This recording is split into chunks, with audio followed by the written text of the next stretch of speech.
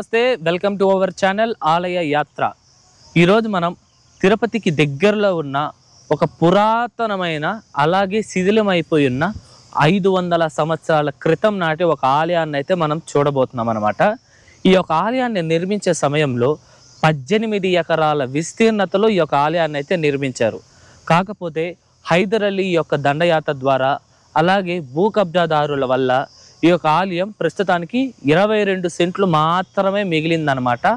ఆ ఒక 22 సెంట్లు కూడా చాలా చాలా అద్భుతమైన నిర్మాణంతో అద్భుతమైన శిల్పకళలతో అయితే మనం ఇప్పటికీ అలాగే చూడవచ్చు. ఇంతకీ ఈ ఆలయం పేరు మీకు చెప్పలేదు కదా, ఈ ఆలయం పేరే తిమ్మప్ప దేవాలయం.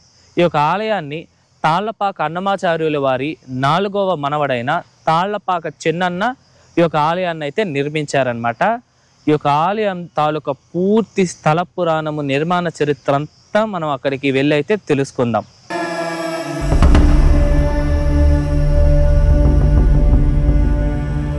ఇదేనండి ఇప్పుడు మీరు చూస్తున్నారు కదా నా బ్యాక్ సైడ్ ఆలయమే నేను మీకు చెప్పిన శ్రీ తిమ్మప్ప దేవాలయం అనమాట. ఈ ఆలయం యొక్క కరెక్ట్ లొకేషన్ ఎక్కడంటే మన తిరుపతి నుండి 13 కిలోమీటర్ల దూరంలో చంద్రగిరి అనే ఊరుంది.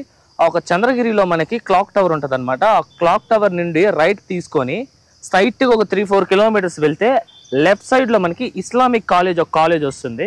ఆ కాలేజ్కి ఆనుకొనే మనకి ఈ యొక్క తిమ్మప్ప దేవాలయం అయితే కనిపిస్తుంది అనమాట. మీరు కొంచెం జాగ్రత్తగా చూస్తూ వెళ్ళండి, ఎందుకంటే చెట్ల పొదలో ఆ ఒక గుడి అయితే కనిపిదు అనమాట. సో చూస్తూ వెళ్ళండి. మీకు నేను ఈ యొక్క టెంపుల్ తాలూకా లొకేషన్ కూడా డిస్క్రిప్షన్లో ఇచ్చుంటాను, చెక్ చేయండి. ఇప్పుడు మనం ఈ ఆలయం తాలూకా పూర్తి నిర్మాణం గురించి, స్థల పురాణము, ఎందుకు ఈ స్థితిలో ఉన్నింది, ప్రతిదీ పిన్ టు పిన్ అయితే తెలుసుకుందాం. ఇప్పుడు పూర్వం ఈ యొక్క చంద్రగిరి నగరంలో ఎన్నో వర్గాలకు సంబంధించిన మనుషులు వాళ్ళ యొక్క జీవనాన్ని సాగిస్తూ అయితే ఉండేవారు. కాకపోతే ఒక 2 వర్గాల మధ్యలో ఎప్పుడు అయితే గొడవలు వస్తూనే ఉండేదన్నమాట. వాళ్ళే జాండ్రా అనే కులస్తులు, అలాగే పద్మశాలీలు అనే కులస్తులు. వీళ్ళిద్దరికి ఒక విషయంలోనే తగు వస్తుంది. అదేంటంటే కలియుగ ప్రత్యక్ష దైవమైన వెంకటేశ్వర స్వామి వారి భార్య అయిన పద్మావతీదేవి మా కులస్తులు అనైతే జాండ్రులు అనగా, పద్మశాలీలు లేదు పద్మావతీదేవి మా కులానికి సంబంధించిన వారు అని అయితే అంటారు. ఈ యొక్క విషయాల్లో ఆ ఒక 2 కులస్తులకి ఎప్పుడూ తగు వస్తూనే ఉండేది. అలాగా ఒక రోజైతే ఈ యొక్క గొడవ ఎక్కువైపోతుంది. దానికి వీళ్ళు ఎలాగైనా పరిష్కారం కావాలి అని చెప్పి ఇక్కడ నుండి ఒక 10-12 కిలోమీటర్ల దూరంలో ఉన్న శ్రీనివాస మంగాపురం వద్దకైతే వెళ్తారు. మంగాపురానికి వెళ్ళి అక్కడ తాళ్లపాక అన్నమాచార్యుల వారి 4వ మనవడైన తాళ్లపాక చెన్నన్న దగ్గరికి వెళ్ళి ఈ యొక్క సమస్యకి మీరే పరిష్కారం ఇవ్వాలని కోరుతారనమాట. అప్పుడు తాళ్లపాక చెన్నన్న వారు ఏం చేస్తారంటే మొదట ఈ యొక్క జాండ్ర కులస్తుల్ని అలాగే ఒక పద్మశాలీలను ఇద్దరిని పిలిచి ఆయన ఒక మధ్యవర్తిలాగా వ్యవహరించి ఆ ఒక మొదట చెప్పిన ఆ ఒక జాండ్రుల్ని పిలిపించి వాళ్ళ చేతిలో ఒక పుష్పాన్ని అయితే ఇస్తారు. ఆ పుష్పాన్ని ఇచ్చి మీరు ఈ యొక్క పుష్పాన్ని అమ్మవారి చేతిలో పెట్టండి. పెట్టిన తర్వాత అమ్మవారిని అమ్మ మీరు ఏ కులస్తులు అని అయితే అడగండి. అడిగినప్పుడు ఆ పువ్వు గాన కింద పడకుండా ఉంటే మీ కులస్తులు, ఒకవేళ పడితే మీ కులస్తులు కాదు అని అయితే చెప్తారనమాట. అప్పుడు ఆ జాండ్రులు వెళ్ళి అమ్మవారి చేతిలో ఆ పుష్పాన్ని పెట్టగా అమ్మవారి చేతిలో నుండి ఆ ఒక పుష్పం అయితే కింద పడిపోతుంది. అంటే దీనికి అర్థం అమ్మవారు వచ్చేసి పద్మశాలీల యొక్క కులానికి సంబంధించిన వారు అనేది నిర్ధారణకు అయితే వస్తారనమాట. అప్పుడు ఈ యొక్క పద్మశాలీలు ఎంతో ఆనందాన్ని అయితే వ్యక్తం చేస్తారు. మీకు ఒక డౌట్ రావచ్చు, ఈ కులాలేంది మతాలేంది దేవుళ్ళ మధ్య అని. అప్పుడుండే నమ్మకాలు, అప్పుడుండే యొక్క దాన్ని ఏమంటారు సోషలైజేషన్, వాటి బట్టి ఆ టైంలో థింకింగ్ కావచ్చు, వాళ్ళ యొక్క ఆలోచన కావచ్చు, ఆ రకంగా అయితే ఉండేదన్నమాట. ఇదే ఈ యొక్క స్థల పురాణానికి సంబంధించిన విషయము. ఇంకోటి ఏమంటే ఆ ఒక పద్మశాలీలకి వాళ్ళ తరఫున వాదన వచ్చినందువలన వాళ్ళు చాలా ఆనందంతో ఆ ఒక తాళ్లపాక చెన్నన్న వారిని పిలిచి ఒక 10,000 బంగారు వరహాలను అయితే బహుమతిగా ఇస్తారనమాట. ఆయన ఆ ఒక డబ్బును తీసుకొని అదే సమయంలో ఈ యొక్క చంద్రగిరిని పరిపాలిస్తున్న శ్రీకృష్ణదేవరాయలు వారి తమ్ముడైన అచ్యుత దేవరాయలు వద్దకైతే వెళ్తారు. ఆయన దగ్గరికి వెళ్ళి ఇంకొక 10,000 వరహాలు అప్పుగా కావాలని అయితే కోరుతారనమాట. అప్పుడు ఆ ఒక అచ్యుత దేవరాయలు వారు తాళ్లపాక చెన్నన్న వారికి ఒక 10,000 బంగారు వరహాలను కూడా అప్పుగా ఇస్తారు. అప్పుడు ఆ ఒక బహుమతిగా వచ్చిన 10,000 వరహాలు, అప్పుగా తీసుకున్న మరొక 10,000 వరహాలు, మొత్తం 20,000 వరహాలను ఆయన కలెక్ట్ చేసి ఒక దేవాలయాన్ని అయితే నిర్మించాలనుకుంటారు. అప్పుడు తాళ్లపాక చెన్నన్న వారు ఈ యొక్క ప్రదేశాన్ని ఎంచుకొని ఇక్కడే వెంకటేశ్వర స్వామికి ఆలయాన్ని అయితే నిర్మించాలనుకుంటారు. అది కరెక్ట్గా 1542వ సంవత్సరం, అంటే ఇప్పుడు నుండి దాదాపు 482 సంవత్సరాల క్రితం ఇక్కడ స్వామివారికి 18 ఎకరాల విస్తీర్ణతలో అతి పెద్ద ఆలయంగా అయితే దీన్ని తీర్చిదిద్దారనమాట. అద్భుతమైన శిల్పకళ రాజగోపురాలతో ఈ యొక్క ఆలయం చాలా చాలా అద్భుతంగా అయితే ఉండేదన్నమాట. ఈ యొక్క ఆలయంలో అప్పుడు నిత్య పూజలు జరిగేవి, అలాగే బ్రహ్మోత్సవాలు, కళ్యాణోత్సవాలు లాంటి ఎన్నో మహోత్సవాలు ఈ యొక్క ఆలయంలో అయితే జరిగాయి అనమాట. అసలు నిజానికి ఈ యొక్క ఆలయం పేరు తిమ్మప్ప కాదండి, ఈ యొక్క ఆలయం పేరు తిరుమలప్ప ఆలయం. తిరుమల అప్ప అంటే తిరుమలకి తండ్రి అయిన వెంకటేశ్వర స్వామి అనే అర్థంలో ఈ యొక్క ఆలయానికి తిరుమలప్ప అని అయితే పేరు పెట్టారు. కాకపోతే అది కాలక్రమేణా తిమ్మప్పగా అయితే మారిందనమాట. పూర్వం కొండకి వెళ్ళలేని వాళ్ళంతా శ్రీనివాస మంగాపురానికి ఎలాగైతే వెళ్ళి స్వామివారిని దర్శించుకుంటారో అదే విధంగానే ఈ యొక్క తిమ్మప్ప ఆలయానికి కూడా వచ్చి స్వామివారిని అయితే దర్శించుకునేవారంట. ఇంత కలకలలాడుతున్న ఈ యొక్క ఆలయము కరెక్ట్గా 1782వ సంవత్సరంలో హైదర్ అలీ చంద్రగిరి మీద దండయాత్రకు వచ్చినప్పుడు ఆయన ఎలాగైతే శ్రీనివాస మంగాపురంలోని ఆలయాన్ని, అలాగే ముక్కోట్లోని అగస్తేశ్వర స్వామివారి ఆలయాన్ని ఎలా ధ్వంసం చేశారో అదే విధంగానే ఈ యొక్క ఆలయాన్ని కూడా పూర్తిగా ధ్వంసం చేసేసారనమాట ఆయన సైన్యం అంతా కలిసి. కాకపోతే ఈ యొక్క ఆలయంలోని విగ్రహం ఏమైంది అనేది మాత్రం ఇప్పటి వరకు తెలియదు. ఆ హైదర్ అలీ ధ్వంసం చేశాడా లేకపోతే హైదర్ అలీ ఎత్తుకెళ్ళిపోయాడా అనే విషయాలు అయితే దొరకలేదన్నమాట ఇప్పటి వరకు. అంత అద్భుతంగా ఉన్న ఆ ఆలయం ప్రస్తుతానికి మీరు చూస్తున్న ఈ యొక్క ప్రధాన ద్వారం తప్ప ఇంకా ఏమీ ఈ యొక్క ఆలయంలో అయితే లేదు. ఒకప్పుడు దాదాపు 18 ఎకరాల విస్తీర్ణతలో ఉన్న ఈ యొక్క ఆలయం ప్రస్తుతం 22 సెంట్లు మాత్రమే ఉందండి. దీనికి ప్రధాన కారణం ఏమిటంటే ఈ ఆలయం శిథిలం అయిపోయినప్పటి నుండి ఈ యొక్క ఆలయాన్ని ఎవరూ పట్టించుకోకపోవడమే అండి. ఇటీవల కాలంలోనే చాలా మంది భూ కబ్జాదారులు వచ్చి ఈ యొక్క ఆలయాన్ని అయితే ధ్వంసం అయిపోయిన తర్వాత ఈ యొక్క ఆలయం తాలూకా భూములన్నింటినీ వాళ్ళు కబ్జాలు చేశారు. ఒక 5-6 ఇయర్స్ బ్యాకే ఈ యొక్క సంఘటన గురించి చాలా న్యూస్ ఆర్టికల్స్లో కానీ న్యూస్ ఛానల్స్లో కానీ వాళ్ళు పబ్లిష్ చేశారు. ఈ యొక్క ఆలయం గురించి ఎందరో ప్రముఖులు కూడా వాళ్ళ యొక్క మాటలను అయితే వివరించారండి. స్వామి పరిపూర్ణానంద వారు ఈ యొక్క ఆలయానికి వచ్చి ఆలయం చాలా గొప్ప ఆలయం అని చెప్పి, అలాగే ఈ ఆలయాన్ని ఎలాగైనా పునర్నిర్మించాలి అని చెప్పి ఆయన ఎంతో కృషి చేశారు. ఆయన కాకుండా రాధా మనోహర్ దాస్ వారు మనం ఇటీవల కాలంలోనే చాలా రీల్స్లో వీడియోస్లో చూస్తూ ఉంటాము. ఈ యొక్క ఆలయాన్ని అభివృద్ధి చేయాలని ఆయన ఎన్నో ధర్నాలు కూడా చేశారండి. అయినప్పటికీ ఈ యొక్క ఆలయాన్ని ఎవరు ముందరకు వచ్చి వాళ్ళ యొక్క పునర్నిర్మాణ పనులను అయితే మొదలు పెట్టలేదు. ఒక 2 ఇయర్స్ బ్యాక్ అనుకుంటాను రెండిట్లా, ఒక 2 ఇయర్స్ బ్యాక్ ఒక సంస్థ ఏర్పడి ఈ యొక్క ఆలయాన్ని అయితే పునర్నిర్మించాలనుకున్నారు. వాళ్ళదే ఈ యొక్క బ్యానర్ కూడా. వాళ్ళు ఈ యొక్క చుట్టుపక్కల ఉన్న గడ్డి అవన్నిటిని నీట్గా క్లీన్ చేసి ఈ యొక్క ఆలయాన్ని అయితే కొంతవరకు స్టార్ట్ చేశారండి పనులని. కాకపోతే వాళ్ళు ఏమైందో ఏమో మనకి సరిగ్గా వాళ్ళ యొక్క డీటెయిల్స్ తెలియదు. వాళ్ళైతే ఆ ఒక పునర్నిర్మించిన పనులను అయితే మొత్తానికి అయితే ఆపేశారు. వాళ్ళు ఆపేసిన తర్వాత నుండి ఈ యొక్క 2 ఇయర్స్ ఎవ్వరు ఈ యొక్క ఆలయానికి కూడా రాలేదనమాట. ఇది నాకు ఒక డ్రీమ్ ప్రాజెక్ట్ అనే చెప్పుకోవచ్చు అండి. ఎందుకంటే దాదాపు 1.5 మంత్ ఈ యొక్క ఆలయం గురించి అయితే నేను రీసెర్చ్ చేసి నేను మీ ముందరకైతే ఈ యొక్క వీడియోని అయితే తెస్తున్నాను. మీకు ఈ యొక్క ఆలయం తాలూకా స్తంభాలు ఎక్కడ లేవే అని మీకు డౌట్ రావచ్చు.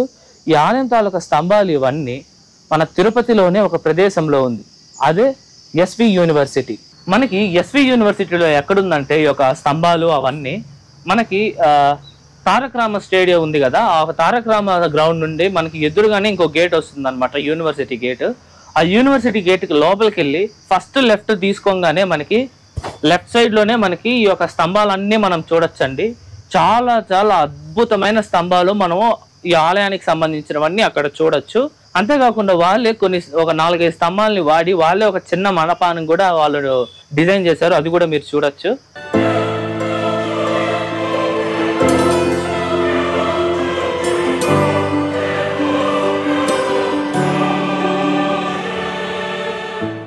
అంతేకాకుండా మనకి ఎస్వి యూనివర్సిటీ లైబ్రరీ ఉంది కదా, ఆ లైబ్రరీ ఎదురుగానే మనకి స్టడీ పార్క్ ఉంటుంది.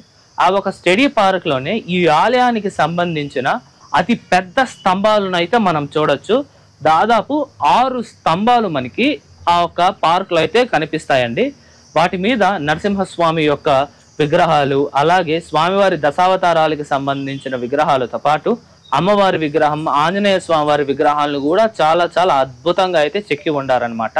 ఈ యొక్క శిల్పకళ మీరు చూడొచ్చండి, ఎంత అద్భుతంగా ఉన్నాయో స్తంభాల పైన. అద్భుతమైన శిల్పకళ అండి ఈ యొక్క ఆలయానికి. అంతేకాకుండా ఈ యొక్క ఆలయానికి సంబంధించిన ఒక హనుమంతుల వారి యొక్క విగ్రహం కూడా మనకి ఎస్వి యూనివర్సిటీలోనే ఉంది. ఈ యొక్క ఎస్వి యూనివర్సిటీలో ఎక్కడుందంటే మనకి వామన్ రావ్ భవన్ అని ఒక బ్లాక్ ఉందన్నమాట. ఆ ఒక బ్లాక్ కి ఎంటర్ అవ్వంగానే ఒక 20 feet ముందరకి వేస్తే మనకి ఒక పెద్ద చెట్టు కనిపిస్తుంది. ఆ ఒక చెట్టు దగ్గరే మనకి ఒక అరువు అంతా కట్టేసి స్వామి వారిని అయితే అక్కడ పెట్టి ఉన్నారనమాట. మనకి విగ్రహంగా కాదు, స్తంభం ధ్వంసమైన తర్వాత స్తంభం మీద మనకి స్వామివారి విగ్రహాలు ఉంటాయి కదా, ఆ రకంగా స్వామివారు మనకి అక్కడైతే ఉంటారనమాట. ఇక్కడున్న స్టాఫ్ వాళ్ళు ఇక్కడ రోజు స్వామివారికి అయితే పూజలను అయితే చేస్తున్నారనమాట. మీరు కూడా చూడొచ్చు ఎంత అద్భుతంగా ఉన్నారో స్వామివారు కూడా నీట్ గా అలంకరించి.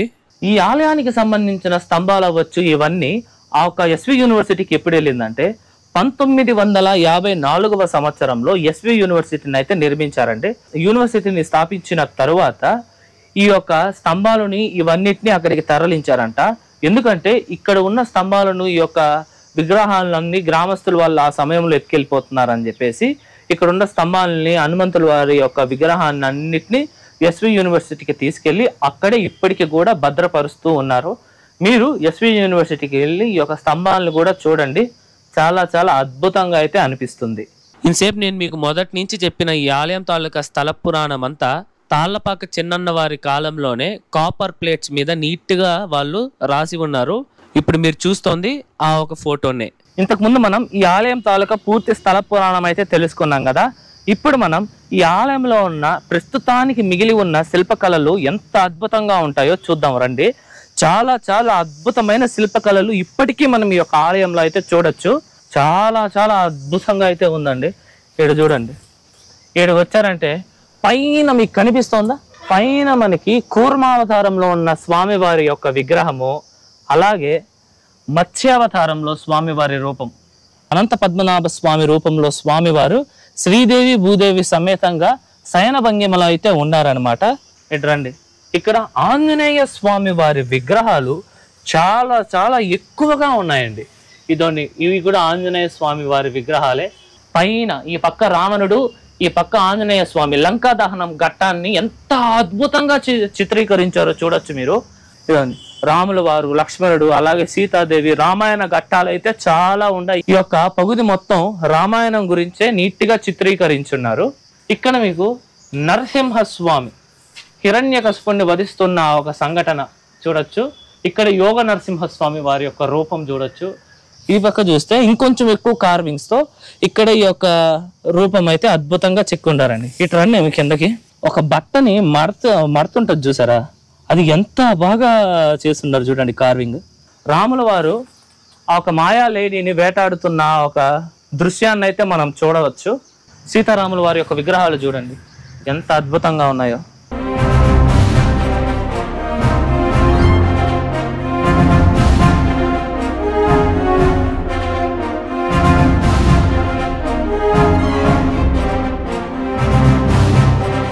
ఇలా చెప్పుకుంటూ పోతే ఎన్నో అద్భుతమైన శిల్పకళలు మనం ఈ యొక్క ఆలయంలో అయితే చూడవచ్చండి.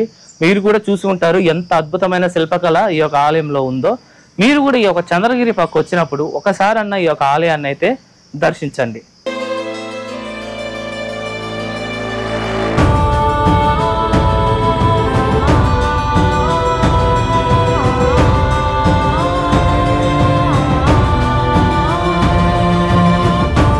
ఇదండి ఇవాళ వీడియో ఎలా ఉంది, నచ్చిందా? ఐ హోప్ ఈ ఆలయం తాలూకా పూర్తి స్థల పురాణము, నిర్మాణ చరిత్ర అంతా మీకు అర్థమయ్యేలా నేను చెప్పాను అనుకుంటున్నా. మీకు ఎటువంటి డౌట్స్ ఉన్నా సరే నాకు కామెంట్స్లో తెలియజేయండి, నేను మీకు పక్కా రిప్లై ఇస్తా. ఓకేనా? ఈ యొక్క వీడియోని మాత్రం దయచేసి షేర్ చేయండి. ఈ యొక్క ఆలయం అభివృద్ధిలో మీరు కూడా పాలు పంచుకుంటారని నేను మనస్ఫూర్తిగా ఆశిస్తున్నాను. ఈ యొక్క వీడియో మీకు నచ్చిందని అనుకుంటున్నాను. వీడియో నచ్చితే లైక్ చేయండి, మీ ఫ్రెండ్స్ అండ్ ఫ్యామిలీస్కి అయితే మర్చిపోకుండా షేర్ చేయండి. మరొక అద్భుతమైన వీడియోతో మీ ముందరకు వస్తా. అంతవరకు మీ శివవరప్రసాద్ సైనింగ్ ఆఫ్.